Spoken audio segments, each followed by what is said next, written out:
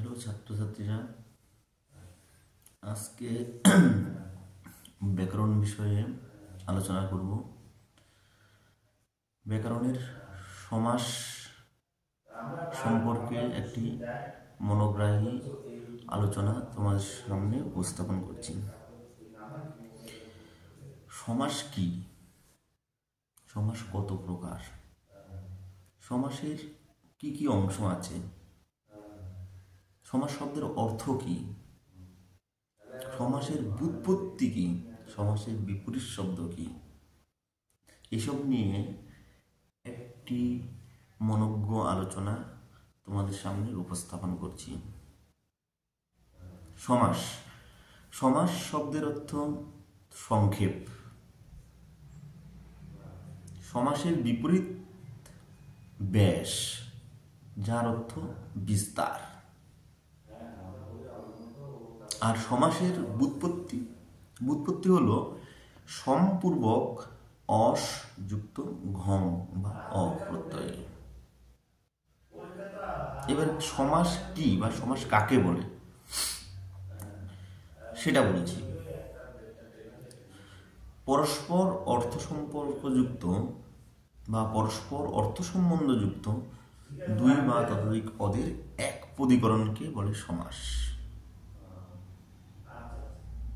আরো ভালো ভাষায় বলতে গেলে ভাষার সুস্পষ্টতা সংক্ষিপ্তকরণের জন্য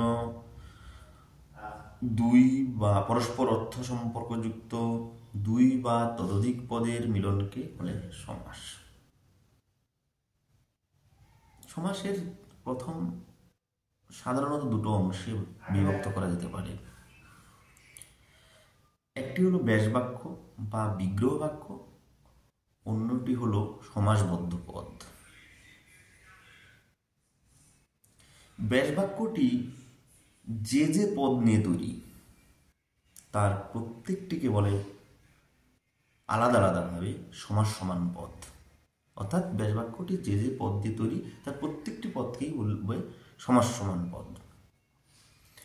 ব্যাসবাক্যের পূর্বের পদকে বলা হচ্ছে পূর্বপদ, পরস্থিত পদকে বলা হচ্ছে পরপদ। উদাহরণ দিয়ে বললে জিনিসটা ভালো করে বুঝবে।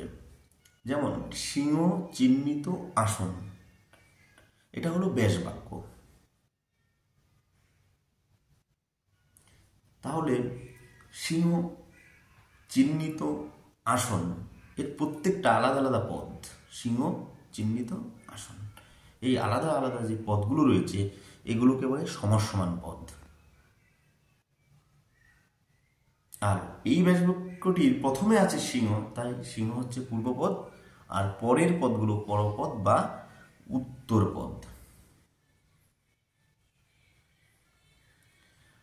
আর ব্যাসবাক্য থেকে যে সংক্ষিপ্ত একক পদটি পাওয়া গেল সেটা হলো সমাসবদ্ধ পদ। আজকে এইটুকুই আলোচনা।